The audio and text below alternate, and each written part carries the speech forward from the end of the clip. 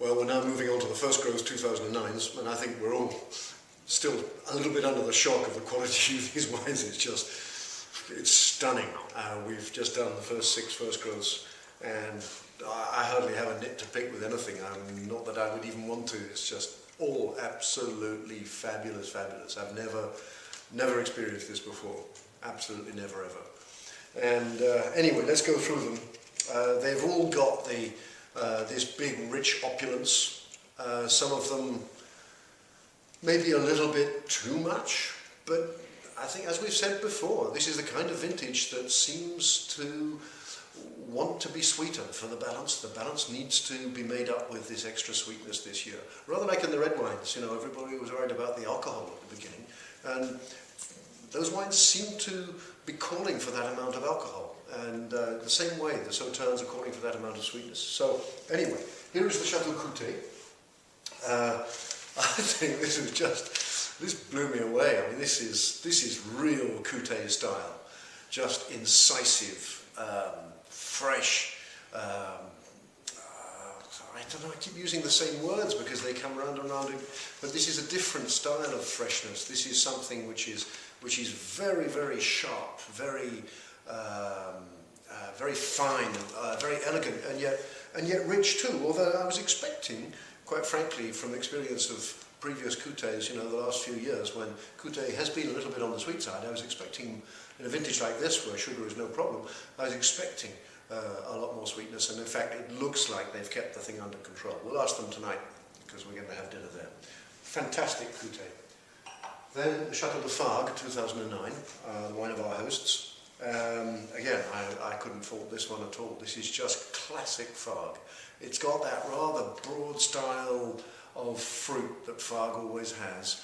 How can I describe it? The Coutet is all like that, and the Fargue is more like that, but then it all comes together on the finish in this wonderful, almost tannic kind of shell. If it was a red wine, it would be tannic.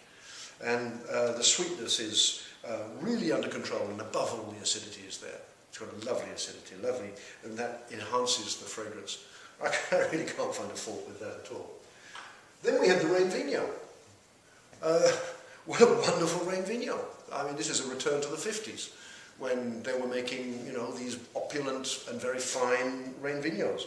And having been through 20 years of lighter wines, it would seem that we are now back to a more opulent style of Reine Vigno, which is, it seemed to me that recent vintages, they could have done with a little bit more sweetness, a little bit more concentration. And here we are, here we've got it.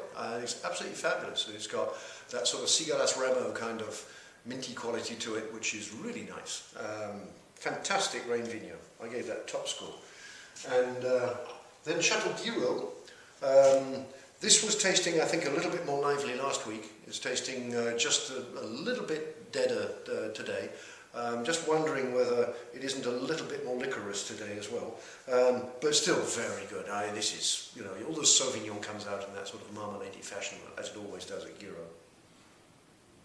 No, it's not as obvious as it is in a more pointed vintage like 02 or 04 or 06, where you get the marmalade coming out, those straight out of the glass. Here you have to look for it, because it has to get through that wall of sweetness. This isn't one of the sweetest wines, but super, super balanced. And then we have Lafaurie Pera. Now, I thought this was first class.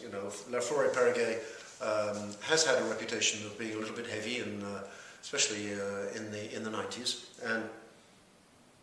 And here we've got a lovely, lovely fresh aroma. Beautiful sweetness, not too much sweetness.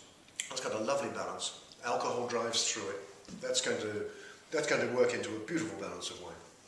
And then La Tour Blanche, which in 2003 made the sweetest wine of the vintage, and quite clearly they've reined back now.